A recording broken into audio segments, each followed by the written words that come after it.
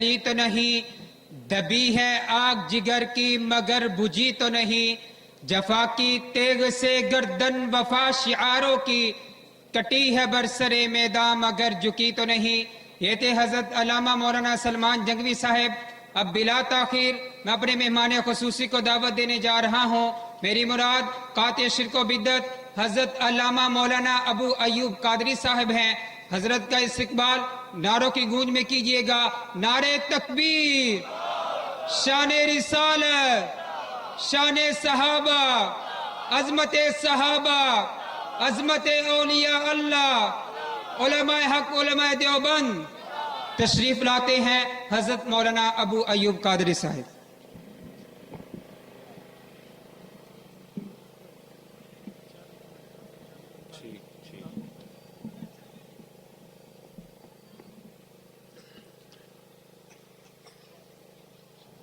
حمدا لقادر وصلاة وسلاما على خير الأنام وسيدي حبيب إله العالمين محمدي بشير نذير هاشمي مكرم عطوف رؤوف من يسمى بأحمدي.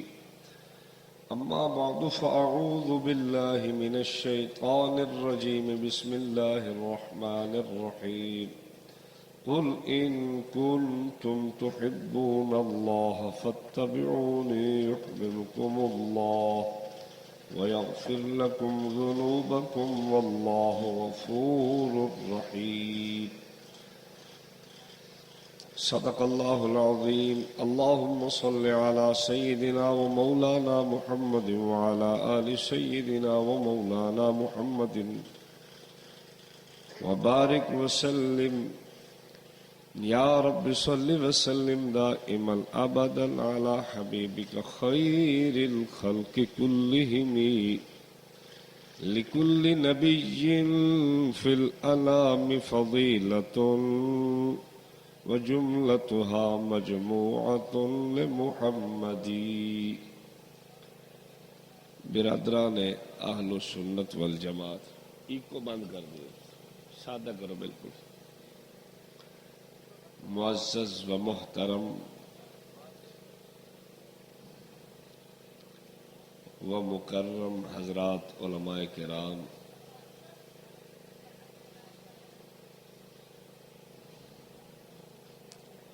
رحمت دو عالم صلی اللہ علیہ وسلم کا دنیا میں تشریف لانا انتہائی مبارک ہے. ساری دنیا رحمت دو عالم صلی اللہ علیہ وسلم کے تشریف لانے سے مبارک اور برکت کے پھیلنے کا دنیا میں ذریعہ آپ کی ذات گرامی بنی.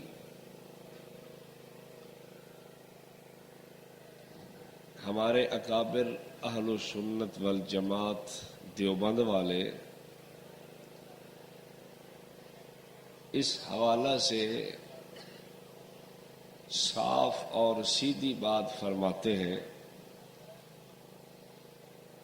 حکیم الامت، مجدد دین و ملت، الشاہ اشرف علی تھانوی نور اللہ مرقدہ نے ارشاد فرمایا کہ اللہ قرآن میں فرماتا ہے لعمرک، اے نبی مجھے آپ کی زندگی کی قسم. زندگیاں چار قسم پر ہیں. ایک زندگی عالم ارواح کی، ایک زندگی دنیا کی، ایک زندگی قبر کی اور ایک زندگی میدان محشر کی. دنیا کی زندگی ولادت سے شروع ہوتی ہے تو آپ کی حیات طیبہ کی قسم رب نے اٹھائی اور آپ کی یہ حیات دوسری قسم والی شروع ولادت سے ہو رہی ہے. تو ہم اس حوالہ سے بڑے صاف گو ہیں کہ سرکار کی ولادت بھی باسعادت ہے، آپ کا دنیا میں تشریف لانا بھی بڑی برکت ہے، اور اللہ کی رحمت و احسان اور اللہ رب العالمین کا انعام و اکرام ہے۔ رسول پاک صلی اللہ علیہ وسلم کی ذات اقدس کے حوالہ سے، رسول پاک صلی اللہ علیہ وسلم کی نسبت و عقیدت کے حوالے سے آپ اپنے اکابر سے بڑھ کے کسی کو عشق و محبت میں موجودہ دور میں نہیں پائیں گے۔ حضرت تھانوی رب اللہ مرقدہ فرماتے ہیں کہ آپ کی یہ زندگی ولادت سے شروع ہوئی تو گویا جس زندگی کی قسم رب نے اٹھائی ہے وہ تو 4 قسم پہ ہے، ان میں سے ایک قسم یہ دنیا کی زندگی ہے، تو دنیا کی زندگی کی قسم رب نے اٹھائی اور وہ شروع ہو رہی ہے ولادت سے۔ ہم آپ کی ولادت کو بڑا عظمت کی نگاہ سے دیکھتے ہیں، کیوں کہ آپ کا دنیا میں تشریف لانا یہ قدر و منزلت، شان و رفعت و بلندی والا ہے، لیکن ہم اس کو عام بچوں کی پیدائش نہیں سمجھتے کہ جیسے بچے پیدا ہوئے اور دنیا میں ان کے لیے جشن ہوتا ہے۔ ہم آقا دو عالم صلی اللہ علیہ وسلم کی ولادت کو عام بچوں کی طرح بھی نہیں دیکھتے، چونکہ ساری کائنات کے امام ہیں، ساری کائنات سے اعلیٰ ہیں، عرفہ ہیں، بہتر ہیں، بالا ہیں، کائنات سے شان والے ہیں، پوری کائنات سے زیادہ مقام و مرتبے والے ہیں، تو ان کی ذات اقدس کے لیے بھی الگ ایک پیمانہ ہونا چاہیے، نہ کہ عام ایک سوچ، عام ایک ذوق اور عام ایک ترتیب ہونی چاہیے کہ عام بچے کی ولادت پر جو نظام ہو وہی ادھر ہو، ایسی صورت ہمارے ہاں نہیں آپ کو ملے گی۔ بہرحال اللہ نے اپنے محبوب کو پیدا فرمایا، اور دوسرا رب العالمین نے یہ انسانیت کو پیغام دیا کہ میرے نبی کی عزت و توقیر، ادب اور احترام یوں کرنا ہے۔ عجیب بات ہے، انسان کو اس کے مزاج پہ نہیں چھوڑا گیا کہ ہر آدمی سمجھدار ہے، ہر آدمی عقل و دانش والا ہے، ہر آدمی فہم و سلامتی والا ہے، ہر آدمی ذہن والا ہے، ہر آدمی عقل اور بہترین سوچ رکھتا ہے، تو وہ خود ہی رحمت دو عالم صلی اللہ علیہ وسلم کے ادب کو خود ہی تیار کرے، خود ہی سمجھے اور خود ہی کرے۔ نہیں، اللہ نے یوں نہیں نظام بنایا، اللہ نے ادب حضور پر نور صلی اللہ علیہ وسلم کا خود سکھایا ہے۔ بعض دفعہ ایک چیز محبت چاہتی ہے لیکن نبی کا ادب وہ نہیں ہوتا، اللہ اس کو برداشت نہیں کرتا۔ میں مثال دیتا ہوں، یا ایھا الذین آمنوا استجیبوا للہ وللرسول اذا دعاکم لما یحییکم واعلموا ان اللہ یحول بین المرء وقلبہ۔ ایک یہ آیت ہے، ایک آگے آیت قرآن کہتا ہے یا ایھا الذین آمنوا لا تدخلوا بیوت النبی الا ان یؤذن لکم۔ پہلی آیت میں بھی حضور کا ادب سکھایا گیا، اس آیت میں بھی میرے آقا کا ادب سکھایا گیا۔ ادب دیکھیں کیسے، پہلی آیت کیا کہتی ہے، صحابی نماز پڑھ رہے، میرے آقا دو عالم صلی اللہ علیہ وسلم نے بلایا، صحابی آئے نہیں، تھوڑی دیر کے بعد جب تشریف لائے تو آپ نے پوچھا میں نے تو تجھے بلایا تھا، آیا نہیں۔ روایت بخاری کتاب التفسیر میں موجود ہے۔ وہ صحابی عرض کرنے لگے یا رسول اللہ صلی اللہ علیہ وسلم میں تو نماز میں تھا، اور نماز کا حکم تو اللہ رب العالمین کی طرف سے ہے کہ نماز پوری کرے، تو میں نماز پوری کر کے پھر آپ کی خدمت میں حاضری دی ہے۔ تو آپ نے فرمایا کہ میں نے جو تجھے بلایا تھا قرآن نہیں پڑھتا، استجیبوا للہ وللرسول، یہ بھی تو قرآن کا حکم ہے کہ جب رسول بلائیں تو پھر لبیک کہو۔ اور علماء نے اس حدیث کے تحت حدیث کے حاشیہ میں بات لکھی ہے کہ اگر آقا بلائیں اور نماز چھوڑ کے بندہ خدمت میں آئے تو بھی نماز نہیں ٹوٹتی۔ اب میں ایک آپ کو اور مسئلہ عرض کرنے لگا ہوں کہ عشق و محبت چاہتا ہے کہ یوں کر لوں، لیکن آقا دو عالم صلی اللہ علیہ وسلم کی عزت و توقیر یہ اس بات کا تقاضا کرتی ہے کہ یوں نہیں کرنا۔ قرآن پاک کہتا ہے کچھ لوگ آقا دو عالم صلی اللہ علیہ وسلم کے آپ کے ولیمہ میں تشریف لائے، صحابہ کو ولیمہ میں بلایا گیا، رسول پاک صلی اللہ علیہ وسلم نے ولیمہ کیا، صحابہ ولیمہ کھانے کے بعد تشریف لے گئے، لیکن چند افراد بیٹھے ہیں، وہ تشریف فرما ہے، ان کی سوچ کیا ہے؟ اب دیکھنا، سوچ ان کی عقیدت والی ہے، سوچ ان کی محبت والی ہے، سوچ ان کی الفت و پیار والی ہے۔ وہ صحابی تشریف فرما ہے، ہاں جی آپ کا کیا دل میں پروگرام ہے؟ وہ آپس میں کہنے لگے آج تو مزہ آئے گا، آج تو بڑا جناب جی الفت کا سما ہوگا، آج تو عقیدت کی انتہا ہوگی، آج تو سرکار کے پیار و محبت کا ایک انوکھا انداز ہوگا۔ کیسے بھائی؟ آج آپ بھی اکیلے گھر میں اور ہم بھی 3 آدمی، تو آپ کی توجہات ہم پہ اور ہماری ساری توجہات آقا دو عالم صلی اللہ علیہ وسلم کے رخ انور پہ، زیارت کا بھی مزہ آئے گا، توجہ کا بھی مزہ آئے گا، اور آپ صلی اللہ علیہ وسلم کے چہرہ انور کا نظارہ بھی دیکھنے کو ملے گا، اور یہ وہ عبادت ہے جس میں کوئی اور آج شریک نہیں ہے۔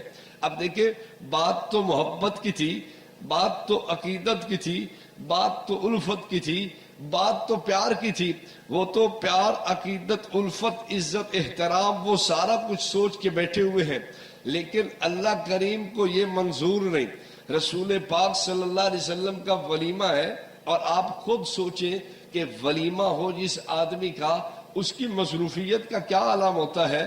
اس کے پاس تو وقت نہیں ہے کہ وہ کسی مہمان کے پاس اتنا بیٹھے کہ کسی اور کو وقت ہی نہ دے۔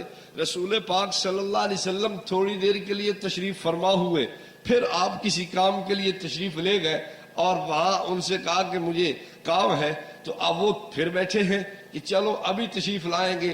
تھوڑی دیر بعد پھر آپ صلی اللہ علیہ وسلم نے حضرت زید کو بھیجا کہ جاؤ دیکھو بیٹھے ہیں یا چلے گئے؟ جی وہ چلے گئے ہیں، تو آپ پھر تشریف لے آئے۔ تو میں کہنے کا مقصد یہ ہے، دیکھیں آقا کی محبت، عقیدت، الفت، احترام کے لیے ایک آدمی کی اپنی سوچ ہوتی ہے کہ آج تو مزہ آئے گا، آج تو الفت و پیار کا ایک عجیب سما ہوگا، لیکن اللہ رب العالمین میرے نبی کی ادب و احترام کے لیے اور زاویہ اور ایک قانون اور اصول رکھتا ہے۔ رب العالمین نے صاف حکم دے دیا، لا تدخلوا بیوت النبی الا ان یؤذن لکم۔ ایمان والو اب اصول یاد رکھنا، میرے نبی کے گھر میں اجازت کے بغیر نہیں آنا، آؤ اجازت کے ساتھ۔ پھر کیا ہے؟ جب تمہیں بلایا جائے پھر آؤ، اور پھر فَإِذَا طَعِمْتُمْ فَانْتَشِرُوا، جب کھانا کھاؤ تو پھر وہاں سے چلو بھی جاؤ۔ وَلَا مُسْتَأْنِسِينَ لِحَدِيثٍ، پھر باتوں کے لیے بیٹھو نہیں۔ إِنَّ ذَلِكُمْ كَانَ يُؤْذِي النَّبِيَّ، یہ تو حضور پاک صلی اللہ علیہ وسلم کے لیے تکلیف دہ بات ہے، ایسا نہ کرنا۔ اب میں آپ سے پوچھتا ہوں، قوم کے اوپر کیوں عشق و محبت کا راستہ کھلا نہیں چھوڑا گیا کہ وہ جس طرز کو چاہے اختیار کرے، جو الفت کا میزان رکھے بنائے، جو الفت و پیار کی ترتیب سوچے چلائیں؟ اس لیے کہ بعض دفعہ ہمارے اندر تو عشق و محبت والی کیفیت ہوتی ہے، لیکن رحمت دو عالم صلی اللہ علیہ وسلم کے لیے وہ باعث ایذا بنتی ہے، رسول پاک صلی اللہ علیہ وسلم کے لیے وہ باعث تکلیف بنتی ہے۔ تو قرآن نے ادب نبی پاک کا خود سکھایا ہے، اس لیے کہ انسان کی سطح اس مقام اور اس عظمت کے جناب بلندی اور رفعت والے جگہ کو سمجھنے کے لیے یہ انسانی عقل کافی نہیں ہے۔ میں آپ سے پوچھتا ہوں کہ ہماری عقل و ہماری فہم و دانش کا وہ معیار نہیں جو میرے آقا کی عظمت و شان کی بلندی اور اڑان کا معیار ہے، جب میرے آقا کی شان بہت بالا ہے تو پھر ہم اس عظمت کا کیا ادراک اور کیا ہم اس عظمت کا نظارہ کر سکتے ہیں۔ آپ دیکھیں اللہ کریم نے قرآن مقدس میں ارشاد فرمایا یا ایھا الذین آمنوا صلو علیہ وسلموا تسلیما، ایمان والوں میرے نبی پہ درود و سلام پڑھو۔ لیکن ہم کیا کرتے ہیں؟ حدیث طیبہ میں آتا ہے صحابہ آئے رسول پاک صلی اللہ علیہ وسلم کی خدمت میں اور کہنے لگے کیف نصلی علیک یا رسول اللہ، آقا جی ہم نے کیسے درود پڑھنا ہے؟ تو حضور پاک صلی اللہ علیہ وسلم نے فرمایا قولوا اللہم صلی علی محمد وعلی آل محمد، اے ایمان والو یوں کہو اللہم صلی علی محمد وعلی آل محمد کما صلیت علی ابراہیم، درود ابراہیمی میرے آقا نے سکھا دیا۔ اب بات سوچنے کی ہے، صحابہ کرام کو حکم تھا، اہل ایمان کو حکم تھا کہ درود اور سلام پڑھو، لیکن انہوں نے خود نہیں بنایا بلکہ آقا دو عالم صلی اللہ علیہ وسلم کی خدمت میں حاضری دی۔ آقا جی کیسے پڑھنا ہے؟ اب آپ سے میں پوچھتا ہوں، ہماری عقل و فہم، ہماری سوچ سمجھ، ہماری دنائی اور جناب جی ہماری ذکاوت سے بھی زیادہ ان کو رب نے علم و فہم دیا ہے، ان کی سوچ سمجھ کی صلاحیت بہت زیادہ تھی، لیکن انہوں نے خود کچھ نہیں کیا بلکہ آقا دو عالم صلی اللہ علیہ وسلم کی خدمت میں، اور آقا نے بھی یہ نہیں فرمایا کہ تم سمجھدار بھی ہو، تم میرے شاگرد بھی ہو، تم صحابی بھی ہو، تم بڑے شان والے اور مقام والے بھی ہو تو تمہیں مجھ سے پوچھنے کی ضرورت نہیں، بلکہ تم خود ہی کچھ ترتیب سمجھ لیتے۔ رحمت دو عالم صلی اللہ علیہ وسلم نے بلکہ درود سمجھایا اور سکھایا ہے۔ میرا آپ سے سوال ہے، اللہ کریم نے تو ہمیں کہا درود و سلام پڑھو، رحمت دو عالم صلی اللہ علیہ وسلم سے پوچھنے پہ آقا نے فرمایا اللہ سے کہو کہ وہ درود و سلام بھیجے۔ سوال یہ ہے، ہمارے لیے حکم تھا کہ سلام اور درود تم بھیجو، تو رحمت دو عالم نے کہا کہ رب سے کہو۔ علامہ آلوسی نے نکتہ دیا، علامہ سے فرماتے ہیں اصل میں بات یہ ہے رحمت دو عالم کی عزت و عظمت، آپ کے شان و مقام، آپ کی بلندی اور رفعت کو ہم پہچان نہیں سکتے، اور دوسری بات یہ ہے ہمارے اندر جرائم بھی ہیں، ہم تو برائیاں بھی کرتے ہیں، ہمارے اندر تو جناب جی بہت ساری برائیوں کا ہم منبع اور مرکز بنے ہوئے ہیں۔ جب ہماری یہ کیفیت ہے تو پھر ہم کیسے اس زبان سے جس سے جھوٹ بھی بولیں، جس سے چغلی بھی کھائیں، جس سے جناب غیبت بھی کریں، جس سے اور بہت ساری جناب قسم قسم کی ہم غلطیاں اور قسم قسم کے گناہ کریں، اس زبان سے کہیں بیٹھ کے کہ میں درود بھیجتا ہوں آقا دو عالم صلی اللہ علیہ وسلم کی ذات پہ، چونکہ ہم ان کے مقام سے بھی واقف نہیں، ہمارا وہ تقدس والا مقام بھی نہیں ہے، ہم تو ایک غایت ظلمت میں ہیں۔ تو جب یہ مقام ہمارا نہیں اور آقا کے مقام سے ہم واقف نہیں تو ہم نے رب سے کہا اللہم صلی علی محمد، اے اللہ تو ہی اپنے پیارے محبوب پہ صلاۃ و سلام کو نازل فرما، اپنے پیارے محبوب پہ درود اور سلام کو رحمت اور اپنی مہربانی کو نازل فرما۔ تو اللہ کریم سے کہنے کی وجہ یہ تھی کہ چونکہ ہم اس مقام کو بھی نہیں جانتے جس مقام کے مطابق درود و سلام پڑھنا چاہیے، اور وہ ہماری زبان کا بھی اتنا جناب جی پاکیزگی والا مزاج نہیں ہے کہ ہم یوں کہیں، اس لیے شریعت نے یوں سمجھایا۔ تو میں کہنا یہ چاہتا تھا، دیکھیں رحمت دو عالم صلی اللہ علیہ وسلم کی عزت و آبرو، آپ کی رفعت و بلندی سے ہم واقف نہیں، آپ کی جناب مقام اور شان سے ہمیں درک نہیں ہے، ادراک نہیں ہے، تو اس لیے کسی بھی اس کام کو جو ہمیں ظاہر تو حضور کی عقیدت نظر آئے، ظاہر تو آقا کی محبت نظر آئے، ظاہر تو آقا کا پیار نظر آئے، لیکن جب اس کی حقیقت کو دیکھا جائے تو وہ کچھ اور ہو، اس لیے شریعت اس کی اجازت آپ کو قطعا نہیں دے گی۔ جب صحابہ کرام ایک عقیدت و محبت، الفت و پیار کا ایک جناب جی ذوق لیے بیٹھے ہیں، لیکن وہ میرے آقا دو عالم صلی اللہ علیہ وسلم کی ذات کے لیے کان یؤذی النبی فیستحیی منکم واللہ لا یستحیی من الحق، اللہ کے پاک پیغمبر صلی اللہ علیہ وسلم تو شرم و حیا والے تھے، آپ نے صحابہ سے یہ نہیں فرمایا کہ چلے جاؤ،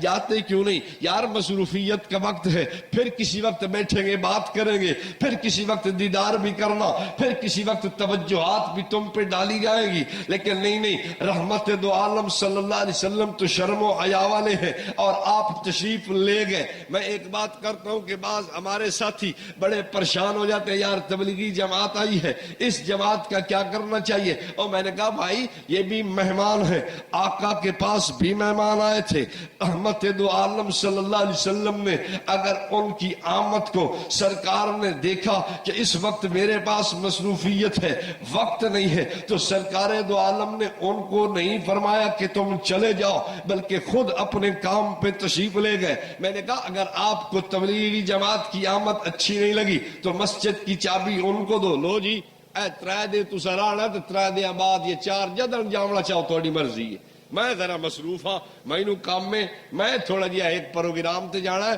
مجھے تھوڑی سی میلاد پڑھنی ہے، وہ تو ٹھیک ہے آپ کی مرضی کی بات ہے، لیکن ان کو کچھ نہ کہنا، یہ بھی مہمانان رسول ہیں، یہ بھی مہمانان خدا ہے۔ جیسے نبی کے پاس مہمان آئے تو صحابی کو رحمت دو عالم صلی اللہ علیہ وسلم نکالتے نہیں، تو پھر اگر آپ کے پاس بھی مہمان آ جائے تو اس کو نکالے نہیں۔ یہ کیوں؟ حضور پاک صلی اللہ علیہ وسلم کی سنت ہے۔ میں نے کہا اہل سنت ہے، اہل سنت والجماعت تو سنت پہ عمل کرتے ہیں، ہماری مساجد میں جماعت آتی ہے، ہم خیر مقدم بھی کرتے ہیں، ہم ان کو نکالتے بھی نہیں ہے، ہم کہتے ہیں بیٹھو بھائی، آپ کے پروگرام کو بھی سنیں گے، آپ کی بات کو بھی سنیں گے، آپ کی جناب جی اعلان کو بھی سنیں گے، آپ کی تعلیم بھی سنی جائے گی، آپ کی کتاب کو بھی سنیں گے، جو ہم سے خدمت ہو سکے گی وہ بھی کریں گے، اس لیے کہ مہمان کی عزت کرنا، مہمان کو ٹھہرانا، مہمان کو جگہ دینا، یہ تو آقا کی سنت ہے، تو ہم تو سنی لوگ ہیں تو سرکار کی سنت پہ عمل کریں گے۔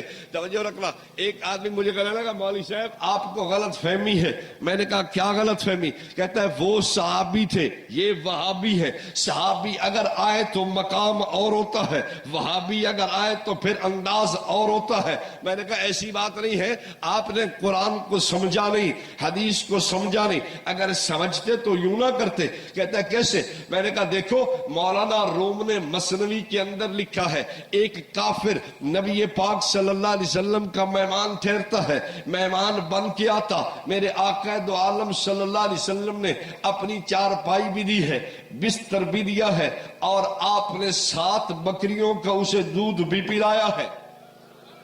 بات سمجھ آ رہی ہے؟ 7 بکریوں کا دودھ بھی پلایا ہے۔ اور میں نے کہا اگر آپ کو اچھے نہیں بھی لگ رہے تھے تو بھی آپ کو کیا کرنا چاہیے تھا؟ خدمت کرنی چاہیے تھی نا۔ آپ بستر بھی گھر سے لاتے کہ بھائی اپنی بیگم سے کہتے مولوی آنی اور چودھری کدے گئی ہیں؟ جی میرے حضور حکم، آج مولوی آئے بیٹھن مسیح تے بسترے او کٹ کے دے جیڑے بہترین داج والے بسترے ہوئے اے زبردست بسترے۔ کیوں؟ او ایک نا سرکار دے کولو ایک بندہ مہمان ہویا تے آقا نے اپنا بستر دیتا ہے، تو اپنے بسترے کاٹ آج، لیکن بستر تو نہیں نکالا بلکہ بستر باہر نکالا۔ میں نے کہا نا باہر نہیں نکالنا بلکہ پیٹی سے نکالنا ہے۔ نکالنے کا آپ نے فرق نہیں سمجھا، آپ نے بستر مسجد سے باہر نکال دیا، بھائی مسجد سے نہیں نکالنا تھا، اپنے گھر کی پیٹی کو کھول کے اس سے باہر نکالنا ہے۔ بستر نکالنا ضرور ہے مگر پیٹی سے نکالنا ہے، مسجد سے باہر نہیں نکالنا۔ توجہ ہے یا نہیں ہے؟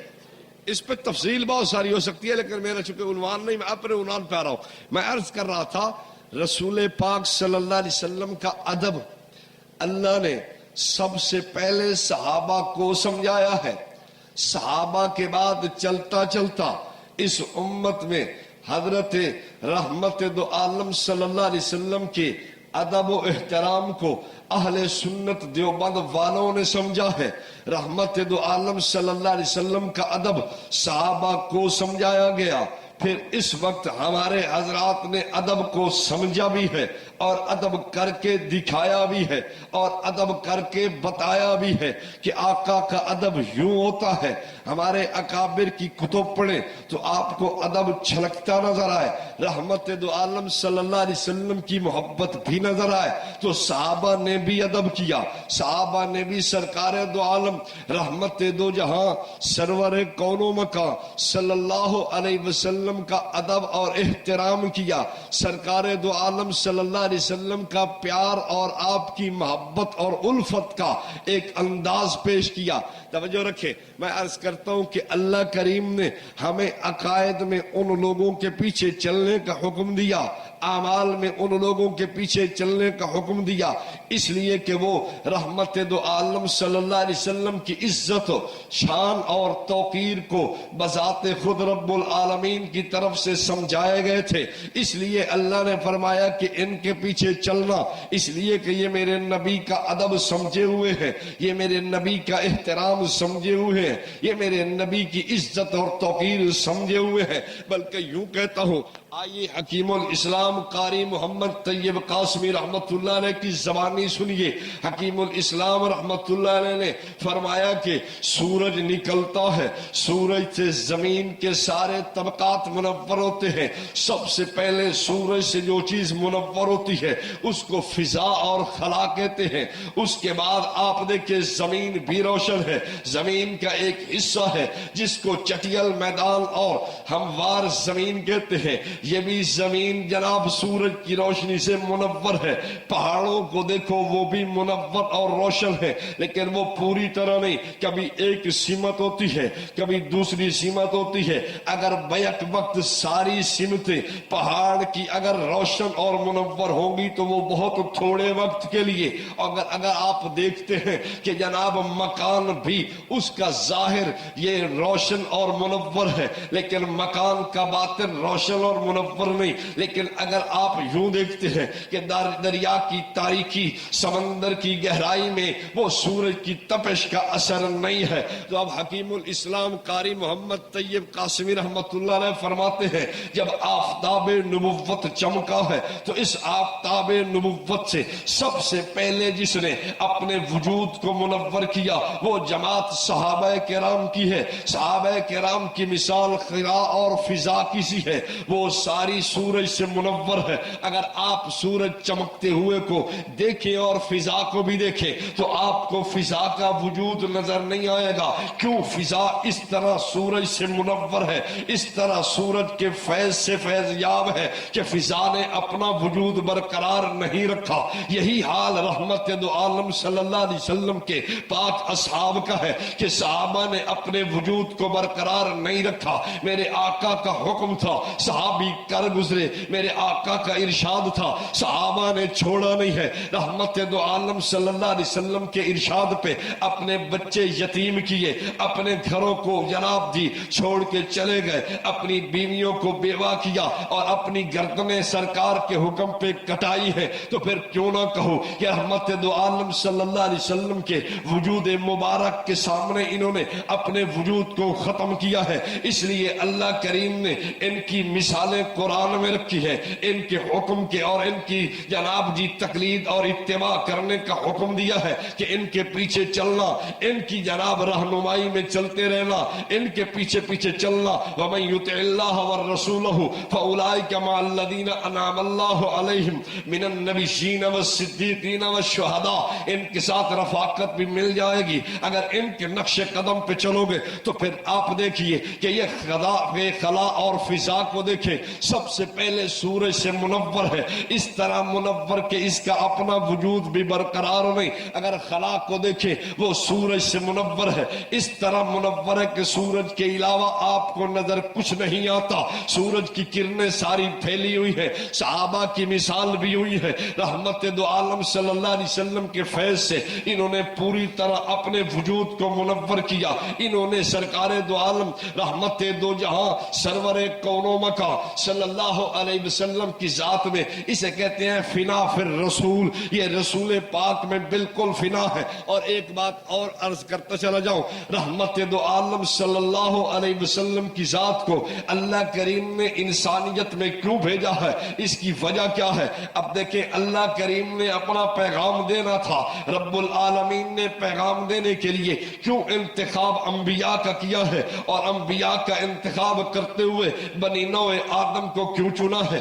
اور بھی تو بہت سارے قصد کے لیے، قاصد کے لیے، اور بھی بہت سارے پیغام لانے والے کے لیے صورتیں ہو سکتی تھی، جنوں میں سے بھی تو ہو سکتے تھے، آپ نور میں سے بھی تو ہو سکتے تھے، لیکن اللہ کریم نے بنی نوع آدم کا کیوں انتخاب کیا؟ توجہ رکھے، میں نے کہا اللہ کریم کی ذات تو ہر عیب سے منزہ ہے، اللہ کریم کی ذات تو تقدس والی ہے، اللہ کریم کی ذات تو ہر قسم کی خامی اور کوتاہی سے پاک ہے، اور ہم سراپے ظلمت تھے، ہم تو گناہوں والے، ہم خطاؤں والے، ہم تو بالکل ساری معصیات کا منبع اور مرکز تھے، تو رب العالمین کی اور ہمارے اندر بہت ساری جناب جی دوری تھی، وہ تقدس والی ذات ہے، وہ سارے جناب نقائص اور عیوب سے پاک ہے، اور ہم سارے نقائص والے، ہم سارے عیوب والے، تو اللہ کریم نے پھر ایسی ایک قوم کا انتخاب کیا جو ہو تو تقدس والی،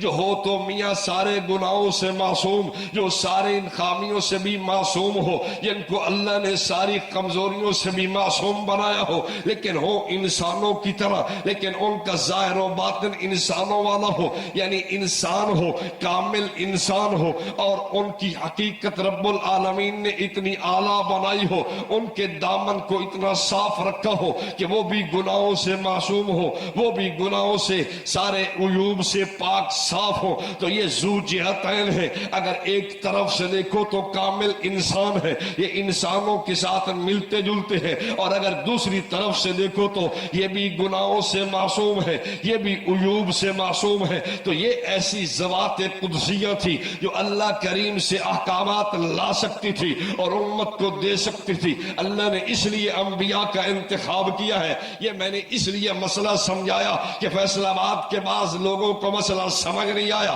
تو میں نے کہا کہ میں سمجھاتا چلا جاؤں۔ خیر، اگلی بات یاد رکھے، ایک آدمی کہنے لگا تو اگر یہ ذو جہتین ہی بنانا تھا تو پھر نوری فرشتے بھی تو بن سکتے تھے۔ میں نے کہا تیری بات ٹھیک ہے، نوری فرشتہ بھی آ سکتا تھا، وہ بھی تقدس والا ہوتا، وہ بھی گناہوں سے ماورا ہوتا، وہ بھی عیوب اور نقائص اور خامیوں سے منزہ ہوتا، لیکن چونکہ انسانوں جیسا نہیں تھا، انسانوں میں رہنے والا نہیں تھا، اس لیے فائدہ لے تو آتا، دنیا کو دے نہیں سکتا تھا۔ اللہ نے اس لیے انتخاب نہیں کیا۔ آپ کہتے ہیں جنوں میں سے بھی تو ہو سکتا تھا، میں نے کہا ہاں ہو سکتا تھا، لیکن جن وہ ہے جو معصوم عن الخطا بھی نہیں ہے، جو گناہوں سے معصوم بھی نہیں ہے، جن کو پاک باز اور صاف بھی نہیں بنایا گیا، لیکن وہ اللہ کریم سے پیغام بھی نہیں لا سکتے، اور یہاں تو انسان بستے ہیں، انسانوں کو بھی پیغام نہیں دے سکتے۔ اللہ نے اس لیے انتخاب نہیں کیا، اللہ نے انتخاب انسان کا کیا، اور انسانوں میں سے انبیاء جو اللہ کریم نے گناہوں سے معصوم بنائے، گناہوں سے پاک بنائے، سارے عیوب اور خامیاں نقائص سے منزہ بنائے۔ اب دیکھیں، جیسے اللہ کی ذات تقدس والی ہے، انبیاء بھی گناہوں سے معصوم ہے، جیسے وہ ساری خامیوں سے پاک ہے، اس نے اپنے نبیوں کو بھی ساری کمزوریوں سے پاک بنایا۔ خلقت مبرئا من کل عیب کأنک قد خلقت کما تشاء، سارے عیوب سے اللہ نے منزہ بنایا ہے، تو اللہ کریم نے ان کا انتخاب کیا کہ وہ بھی رب العالمین بھی تقدس والی ذات، ساری خامیوں سے پاک، سارے عیوب اور نقائص سے منزہ، اور اس کے نبی بھی ساری خامیوں سے پاک بنائے گئے، ساری کمیوں اور کوتاہیوں سے پاک بنائے گئے، ساری کمزوریوں سے ان کو بالا رکھا گیا، تو یہ اللہ سے پیغام لا سکتے ہیں۔ دوسری طرف دیکھو تو انسان کامل ہے، تو انسانوں کو پیغام دے سکتے ہیں، رب نے ان کا انتخاب کیا۔ میں عرض کر رہا تھا، رحمت دو عالم صلی اللہ علیہ وسلم کے اصحاب کو دیکھو تو خلا اور فضا کی طرح یہ نبوت میں بالکل فنا ہو گئے، جب نبوت میں فنا ہے تو اللہ کریم نے پھر ان کی بات کر کے کہا آمنو بمثل ما آمنتم بھی فقد اہتدوا، ایمان ان کی طرح لے آنا اگر ہدایت چاہتے ہو۔ جب بات عمل کیا ہے تو میرے آقا فرما دے اصحابی کالنجوم فبأیہم اقتدیتم اہتدیتم، صحابہ ستاروں کی مانند ہیں، ان کے پیچھے چلنے والے کامیاب ہیں۔ تو پھر میں نے کہا عمل میں بھی ان کو مقتدا بنایا، عقیدے میں بھی ان کو مقتدا بنایا، کیوں؟ اس لیے کہ یہ اپنے وجود کو نبوت میں فنا کر چکے ہیں، جب ان کا وجود ہی باقی نہیں تو اس لیے اللہ نے ان کے وجود کو بھی مقتدا بنایا۔ تو صحابہ اب ادب ان کو رب نے سکھایا، پہلے ان کو سکھایا، پھر ان کے واسطے سے آگے امت ساری کو ادب سکھایا گیا کہ نبی پاک صلی اللہ علیہ وسلم سے بات کیسے کرنی ہے، کیسے کرنی ہے۔ لا ترفعوا اصواتکم، اے ایمان والو، اے میرے صحابہ، میرے نبی کے صحابہ، لا ترفعوا اصواتکم، آواز اونچی نہ کرنا، آواز کو اونچا نہیں کرنا۔ جہاں میرے آقا تشریف فرما ہو اپنی آواز کو پست رکھنا۔ اہل سنت دیوبند والے نے سمجھ لیا مسئلہ اور کہا کہ بالکل ٹھیک رب نے سمجھایا ہے، جب آقا تشریف فرما ہو تو پھر آواز بلند نہیں ہوتی۔ جس جگہ میرے آقا کو تشریف فرما مانا جائے پھر آواز بلند کرنے کا حکم نہیں ہے بلکہ آواز کو پست کرنے کا حکم ہے۔ اہل سنت دیوبند والے نے رحمت دو عالم صلی اللہ علیہ وسلم کو مانا کہ آپ اپنے روضہ پاک میں آرام فرما ہے، تشریف فرما ہے، آپ اپنے مسکن و مرکت کے اندر راحت اور استراحت فرما ہے، تو پھر کیوں نہ کہا، پھر کہا میاں جب روضہ پاک پہ جاؤ تو پھر آہستگی سے سلام کرنا، پھر آواز کو بلند و بالا نہ کرنا، پھر اونچا نہ کرنا، اس لیے کہ آقا آرام فرما ہے۔ اللہ نے صحابہ کو ادب سکھایا، لا ترفعوا اصواتکم، میرے نبی سے آگے میرے نبی پہ آواز کو بلند نہ کرنا۔ تو ادب صحابی کو سمجھایا، اس امت تک بات پہنچی ہے کہ تم بھی آواز بلند نہ کرنا۔ صحابی بھی بلند نہیں کرتا، سنی بھی نہیں کرتا بلند آواز۔ بات ٹھیک ہے یا غلط ہے؟ آپ کو اللہ لے جائے، آپ روضہ پاک پہ جائیں گے جہاں ہم آقا دو عالم صلی اللہ علیہ وسلم کو استراحت فرما مانتے ہیں، تو آپ آواز اونچی رکھ کے سلام کریں گے؟ کیوں جی؟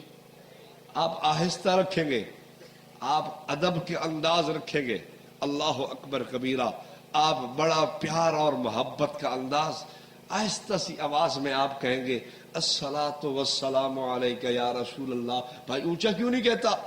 بھائی اس لیے کہ آقا تشریف فرما ہے، جہاں آقا ہو وہاں ادب کرنا ہے۔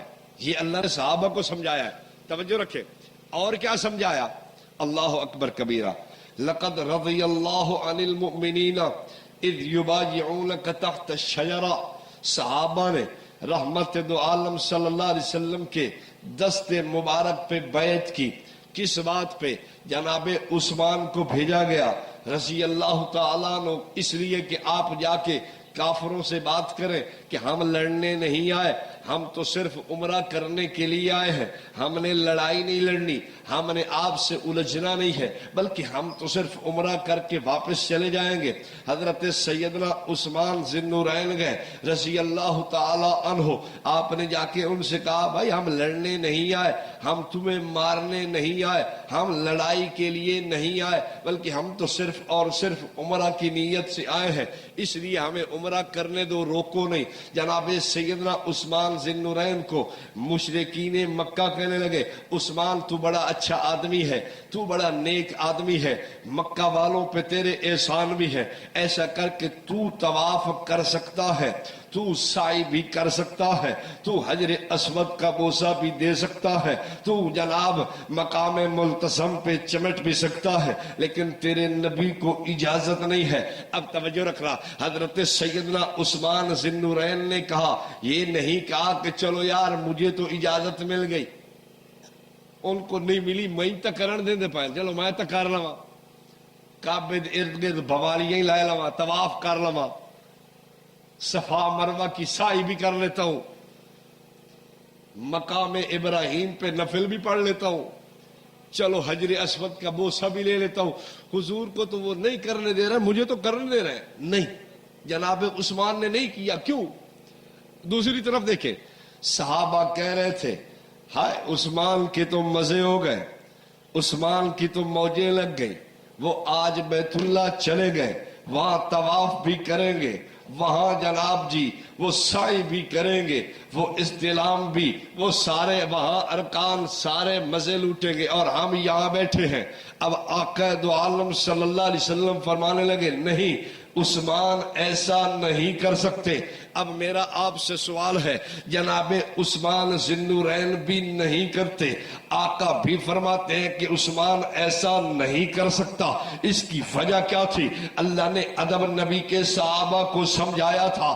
کیا ادب تھا؟ یا ایھا الذین آمنوا لا تقدموا بین یدی اللہ ورسولہ، اے ایمان والو میرے نبی سے آگے نہ بڑھنا۔ یا اللہ آگے بڑھنا کیسے ہو سکتا ہے؟ اس کی مثالیں سنیے۔ ایک آدمی آیا، کہنے لگا یا رسول اللہ صلی اللہ علیہ وسلم میں آج کا روزہ رکھ کے آیا ہوں۔ رحمت دو عالم صلی اللہ علیہ وسلم نے تو روزہ رکھا نہیں تھا، یعنی رمضان المبارک شروع ہونے سے ایک دن پہلے اس نے شک کی بنیاد پہ روزہ رکھا، میرے آقا نے روزہ نہیں رکھا۔ اللہ نے فرمایا میرے نبی سے آگے نہ بڑھنا۔ پھر ایک آدمی آیا، وہ دوسرے مقام پہ کہتا ہے کہ جی میں نے تو قربانی کی گئی، میں نے تو قربانی کا جانور ذبح کر لیا ہے، میرے آقا نے ابھی نہیں کیا۔ تو رب نے ادب سکھایا کہ لا تقدموا بین یدی اللہ، میرے نبی سے آگے نہ بڑھنا، میرے نبی کے پیچھے پیچھے رہنا۔ اب ادب اللہ نے صحابہ کو سمجھایا،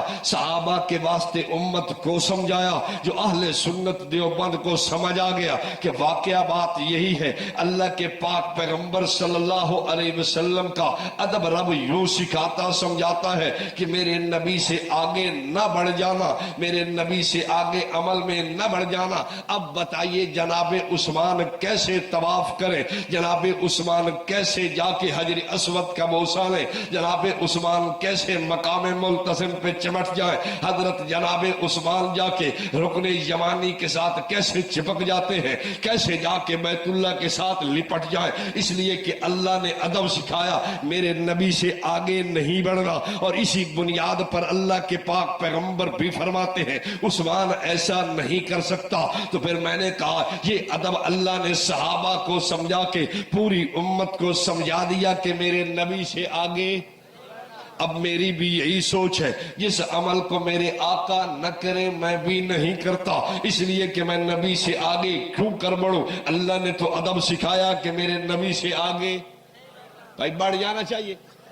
کیوں؟ اس لیے کہ اللہ نے ساری کائنات کا میرے آقا کو امام بنایا ہے۔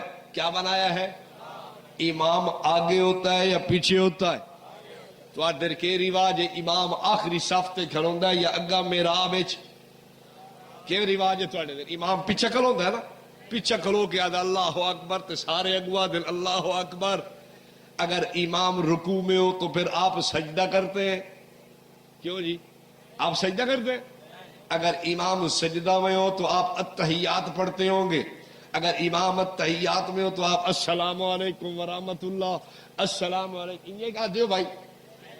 امام تو امام ہوتا ہے، امام کے پیچھے چلتے ہیں۔ اب توجہ رکھنا، رحمت دو عالم صلی اللہ علیہ وسلم نے ارشاد فرمایا لو کان موسیٰ حیا لما وسعہ الا اتباعی، اگر جناب موسیٰ علیہ السلام بھی دھرتی پر تشریف لے آئے تو ان کو بھی میرے پیچھے چلنا پڑے گا۔ یہ تو جناب موسیٰ علیہ السلام ہے، اللہ کے رسول بھی ہے، پیغمبر و کلیم بھی ہے، بڑے لاڈلے اور بڑے جناب جی شان والے رسول ہیں۔ اللہ کے نبی فرماتے ہیں اگر وہ بھی زمین پہ دھرتی پہ آ جائیں ان کو بھی میرے پیچھے چلنا پڑے گا، اس لیے کہ میرے آقا کو اللہ نے امام بنایا ہے، ساری کائنات کا مقتدا اور پیشوا بنایا ہے۔ دوسری مثال پہ غور کرنا، اللہ کے پاک پیغمبر رحمت للعالمین سرور دو جہاں صلی اللہ علیہ وسلم کی شریعت بات آتی ہے، حضرت سیدنا عیسیٰ علیہ السلام تشریف لائیں گے اور تشریف لانے کے بعد رحمت دو عالم صلی اللہ علیہ وسلم کا کلمہ بھی پڑھیں گے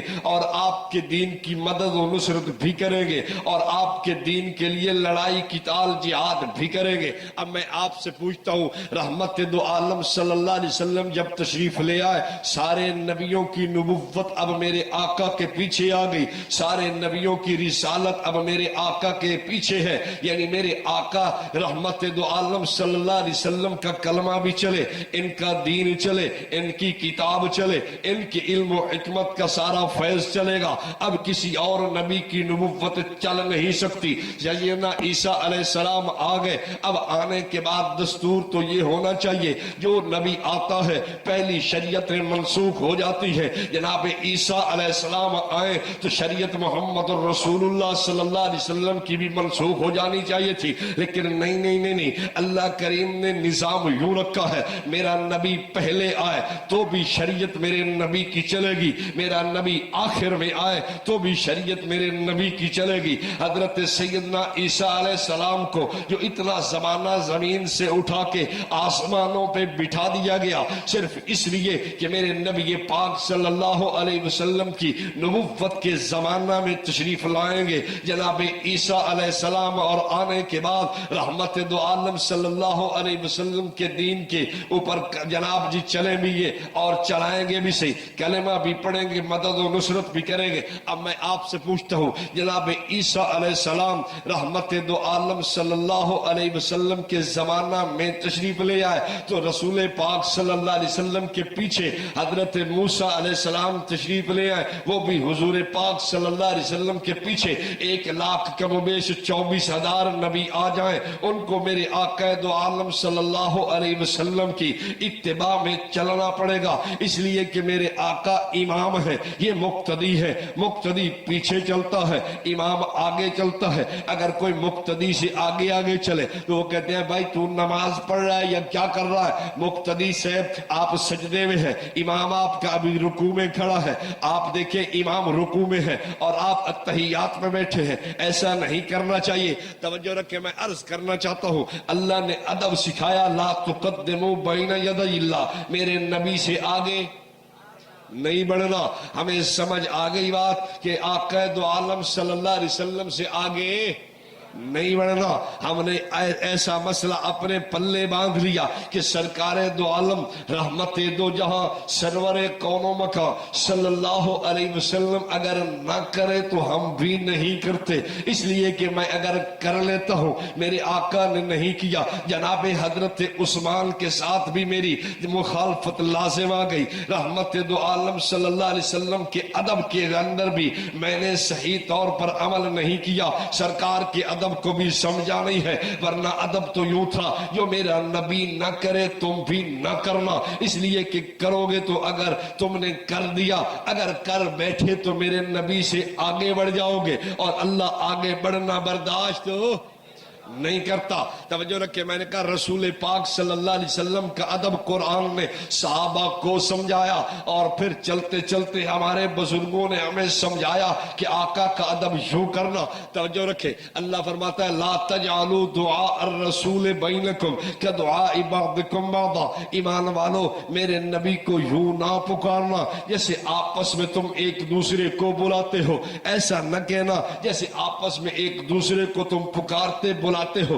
آپ آپس میں کیسے بلاتے ہیں؟ ایک آدمی 2 ایکڑ کے فاصلے پہ بیٹھا ہے، ایک آدمی دوسرے محلے میں بیٹھا ہے، آپ زور سے یہاں سے آواز لگاتے ہیں او میاں فلاں میری بات سن کے جانا، اب دیکھیں آپ نے دور سے پکارا بھی ہے، اس کو نام لے کے بھی ندا کی ہے۔ ساڑھے علاقے جاتے او میاں شاہ مودبا میاں آدھا پیا میں کھڑو بھی، آپ کے علاقے میں تو پتہ نہیں کیسے بلاتے ہیں، او میاں گلاب رسول آؤ کھڑو بھی، میں آ رہے۔ اللہ نے ادب سکھایا کہ میرے نبی کو یوں نہ پکارنا آپس میں جیسے پکارتے ہو نہ۔ صحابہ نے ادب سمجھ لیا، صحابہ رحمت دو عالم صلی اللہ علیہ وسلم کو قریب آ کر کہتے تھے یا رسول اللہ नाम भी नहीं लेते, दूर से पुकारते भी नहीं है, इसलिए कि अल्लाह ने अदब सिखाया कि मेरे नबी को वैसे ना पुकारना जैसे ये जनाब जी आपस में एक दूसरे को तुम बुलाते पुकारते हो, ऐसे मेरे नबी का अदब नहीं होना चाहिए। इसलिए सहाबी ने अगर दूर से दुरूद भी पढ़ा है तो कैसे पढ़ा, तवज्जो रखना। हजरत सैयदना खुबैब रज़ी अल्लाह अन्हु को काफिरों ने सूली पे लटकाया है, तो सूली पे लटकाने के बाद जब तीर पकड़े और नेज़े पकड़ के मारने लगे, हजरत सैयदना खुबैब कहने लगे, या अल्लाह मेरे पास कोई और तो मौजूद नहीं जिसके हाथ में अपना सलाम तेरे महबूब तक पहुंचाऊं, या अल्लाह मेरा सलाम तू ही अपने महबूब तक पहुंचा दे। अब देखना इसे कहते हैं अल्लाहुम्मा सल्ले अला मुहम्मदिन व अला आले मुहम्मदिन, कि अल्लाह से कहो कि अल्लाह तू ही पहुंचा दे। मैंने कहा अब बताओ ना रहमत दो आलम सल्लल्लाहु अलैहि वसल्लम का अदब साहबी ने कैसे किया। हरना साहबी यूं भी तो कह सकता था मुखातब करके कि आप पर दुरूदो सलाम हो, लेकिन नहीं, साहबी ने रब से कहा, इसलिए कि दूर से पुकारना भी ये भी तो तरतीब नहीं है। साहबी ने मसला समझा दिया, जब बंदा दूर हो पैगंबर दो आलम सल्लल्लाहु अलैहि वसल्लम से फिर निदा न करे सरकार को मुखातब करके, तो फिर मैंने कहा बात समझ आ गई। रहमत दो आलम सल्लल्लाहु अलैहि वसल्लम का अदब जो कुरान ने सिखाया, ला तजालू दुआ रसूल बैनकुम का दुआ बअदिकुम बादा, न मेरे नबी का नाम लेना, ना नाम लेके पुकारना और नहीं दूर से पुकारना, बल्कि करीब आकर कहो अस्सलातु वस्सलामु अलैका या रसूल अल्लाह। अब खिताब भी किया है तो करीब आके, खिताब भी किया है तो नाम लिए बगैर। आप कहोगे इसमें क्या अदब की बात है, मैंने कहा अभी बात आपके जहन में बैठेगी। एक आदमी है वो देखता है कि 2 एकड़ के फासले पर वजीर आला साहब तशरीफ फरमा है, और वो यूं ही जनाब यहां से खड़े होकर कहते हैं वजीर आला मियां साहब क्या हाल है, खैरियत है, ठीक है आप। वो कहेगा यार अजीब आदमी है, इसको तो अदब की समझ ही नहीं है, पता नहीं इसको माँ बाप ने पढ़ाया ही नहीं है, इसने तालीम ही हासिल नहीं की, इसको समझ ही नहीं है कि बड़ों से बात करने का तरीका क्या। कहेगा या नहीं कहेगा? मियां साहब क्या कहेंगे कि बड़े फैसलाबाद वाले बड़े अदब वाले हैं यार, देखो कितनी दूर से मुझे पुकार रहा, यही कहेगा। बल्कि कहेगा यार अजीब आदमी है, इसको लगता है कि किसी ने इल्म नहीं समझाया, वरना बड़ों से बात करने का तरीका यह है कि न दूर से बड़ों को पुकारते हैं। हजरत वक्त ढेर तो नहीं होगा भैया हैं, विछाए मड्डी ना ठहर जावे सारे हैं। भाई इसको अदब तो सिखाया नहीं किसी ने, यही कहेगा ना, तो इसको बात करने का पता ही नहीं है कैसे बात करनी है। तो अल्लाह ने अदब सिखाया कि मेरे नबी से बात करने का तरीका क्या होना चाहिए। ला तजालू दुआ अर्रसूल बैनकुम का दुआ बअदिकुम बादा, नबी का अदब वैसे करो जैसे अल्लाह करीम ने तुम्हें समझाया है। रहमत दो आलम सल्लल्लाहु अलैहि वसल्लम का अदब सहाबा ने करके दिखाया, और मैं कहता हूं कि मेरे अकाबिर ने भी मुझे समझाया हुजूर का अदब यूं करना, सरकार दो आलम को दूर से पुकारना भी ना, रहमत दो आलम सल्लल्लाहु अलैहि वसल्लम को नाम लेके भी ना पुकारना, बल्कि करीब जाके कह देना जब अल्लाह तुझे ले जाए अस्सलातु वस्सलामु अलैका या रसूल अल्लाह। मैं आपसे बात ये कर रहा था कि अल्लाह ने नबी का अदब खुद समझाया, इसलिए कि बास दफा आदमी अदब खुद बनाता है, अदब खुद तराशता है, अदब खुद तैयार करता है, लेकिन वो नबी की शान के लायक। बोलो बोलो बोलो बोलो, मसला आपको समझ आ रहा है या नहीं आ रहा? बंदा तो चाहता है कि यूं कहना चाहिए, बंदा तो सोचता है कि अदब यूं होना चाहिए, लेकिन वो हुजूर की शान के लायक हो। बात समझ आ रही है? नाराज तो नहीं हो बैठे कि पता नहीं मौलवी साहब की जी सुक्की जी तकरीर करें। बेटा भाई सुक्की नहीं तकरीर कर रहे, ये भी गल्ला समझावण दिया कि सरकार का अदब हम नहीं करेंगे तो कौन करेगा। अल्लाह ने जो हमें अदब सिखाया है तो हम नहीं सीखेंगे, नहीं सुनेंगे, नहीं सुनाएंगे तो कौन सुने सुनाएगा। बात समझ आ रही है कि नहीं आ रही? और सुनाऊं कि बस कर दूं?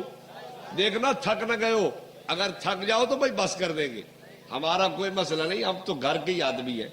ऐ जंग खलोता नाल थोड़े जिसले आखो बता वैसा है, लेकिन मसला से नहीं रखो। रहमत दो आलम सल्लल्लाहु अलैहि वसल्लम का ادب رب نے خود سکھایا ہے، خود سمجھایا ہے، اس لیے کہ آدمی بعض دفعہ آداب خود بناتا ہے، خود تیار کرتا ہے، لیکن وہ نبی کی شان کے لائق، بولیے شان کے لائق نہیں ہوتے، سرکار دو عالم کی عظمت کے لائق نہیں ہوتے، اس لیے کہ ہمارا دماغ تو ناقص ہے، ہماری فہم تو تھوڑی ہے، ہماری عقل تو تھوڑی ہے، بھائی ہمارا برتن بھی چھوٹا سا اور عقل بھی تھوڑی سی، تو ہم سرکار کی عظمت و شان، رفعت و مقام اور بلندی کو کیسے سمجھ سکتے ہیں؟ اس لیے اللہ کریم نے جو ساری کائنات کا خالق و مالک ہے، ساری کائنات کے رازوں سے واقف ہے، ہر ایک کے مقام کو، ہر ایک کی شان اور رفعت کو جانتا ہے، اس نے ہمیں سمجھایا کہ یہ نبی بھی میرا، اس کو شان اور مقام بھی میں نے دیا اور اس کا ادب بھی میں نے تمہیں سمجھایا ہے، تاکہ اس لیے کہ تم کہیں ایسی غلط فہمی میں نہ پڑ جاؤ جس سے تمہارا اپنا ہی نقصان ہو جائے۔ نبی میرا شان والا، اس کا ادب میں نے خود سمجھایا جو تمہیں سمجھا رہا ہوں، اس لیے کہ کہیں ایسا نہ ہو کہ تم اس نبی کی محبت میں کسی اور ہی سوچ پہ آ جاؤ۔ اب آپ کہیں گے مولوی صاحب یہ کیسے ہو سکتا ہے کہ بندہ محبت میں حد سے گزر جائے؟ میں نے کہا ہو سکتا ہے۔ آپ دیکھیں عیسائیوں کو، عیسائیوں نے حضرت سیدنا عیسیٰ علیہ السلام کا کلمہ پڑھا، لیکن کام چلاتے چلاتے یہاں تک پہنچا دیا، کہنے لگے کہ عیسیٰ تو اللہ کے بیٹے ہیں۔ اب میں آپ سے پوچھتا ہوں، اللہ کریم نے، اللہ رب العالمین نے بتا دیا، یہ دیکھیں حضرت عیسیٰ علیہ السلام کو بیٹا ماننے والے رب العالمین کا یہ بھی حد سے گزر کے کہاں تک جا پہنچے، اور آقا دو عالم صلی اللہ علیہ وسلم نے اسی خطرہ کے پیش نظر فرمایا، لا تطرونی کما اطرت النصارى المسیح ابن مریم، لوگوں مجھے یوں نہ بڑھا دینا کہ مجھے آپ بندگی کی حد سے نکال کر الوہیت کے مقام میں پہنچا دینا، بلکہ مجھے میرے مقام میں رکھنا، یہی میرے لیے عزت اور افتخار کی بات ہے۔ میں نے کہا اس لیے اللہ کریم نے انسانیت کو ادب سکھائے، اگر اللہ رب العالمین کی طرف سے یہ باتیں نہ سمجھائی جاتی تو پھر شاید ہمارا بھی یہی حال نہ بن جاتا۔ اللہ کریم نے تو بڑا احسان فرمایا، ہمیں ادب حضور کا سمجھایا اور سکھایا ہے۔ توجہ رکھے، رحمت دو عالم صلی اللہ علیہ وسلم کا ادب جناب صدیق اکبر بھی سمجھاتے ہیں، سرکار دو عالم صلی اللہ علیہ وسلم کا ادب سیدنا علی المرتضی کرم اللہ وجہہ الکریم بھی سمجھاتے ہیں۔ اگر آپ نے سیرت کی کتب کا مطالعہ کیا ہو تو آپ کو بات اچھی طرح سمجھ آئے، حضرت سیدنا علی نے کیسے سمجھایا، جناب صدیق اکبر نے کیسے سمجھایا۔ جناب صدیق بھی ادب سکھانے والے، امت کو سمجھانے والے، سیدنا علی المرتضی بھی ادب سکھانے والے، ایک طرف صحابہ کا امام ہے، ایک طرف اہل بیت کا امام ہے، تو یہ دونوں طبقے سرکار کے ادب کو سمجھانے والے ہیں۔ ہوا کیا، رحمت دو عالم صلی اللہ علیہ وسلم نے صلح حدیبیہ کے موقع پہ جب صلح ہوئی تو رحمت دو عالم صلی اللہ علیہ وسلم کا نام نامی اس میں گرامی جناب سیدنا علی المرتضی نے کیسے لکھ دیا؟ محمد الرسول اللہ۔ کیسے لکھا؟ محمد الرسول اللہ۔ کافر کہنے لگے اگر رسول مان لیتے تو ہمارا تو جھگڑا نہ رہتا، اس لیے اس کو کاٹ کے محمد بن عبداللہ لکھو۔ جناب سیدنا علی المرتضی فرمانے لگے بھائی یہ میں نہیں کر سکتا۔ اب دیکھیں ادب، سرکار کے نام مبارک اللہ اکبر کبیرہ، یہ محمد الرسول اللہ جو لکھا سیدنا علی المرتضی نے، اس کو مٹانے کے لیے تیار نہیں ہے کہ میں نہیں مٹاؤں گا، میں لکھا ہے میں کیوں مٹاؤں، آقا کے نام پہ، آقا کے وصف پہ قلم پھیروں۔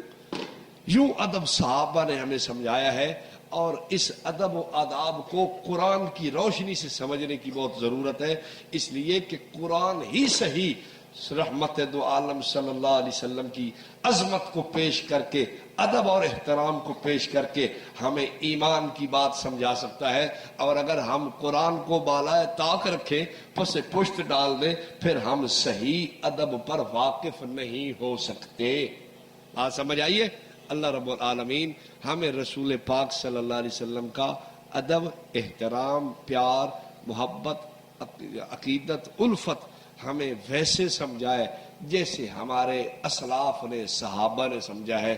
تو میری گفتگو کا عنوان تھا کہ سرکار کا ادب و احترام صحابہ کی نظر میں اور اہل سنت دیوبند کی نظر میں۔ تو میں نے آپ کو بتایا جو آداب رسول پاک علیہ السلام کے صحابہ کو سمجھائے گئے، الحمدللہ ہم ان آداب کو مانتے بھی ہیں، ہم ان آداب پہ عمل بھی کرتے ہیں یا نہیں کرتے؟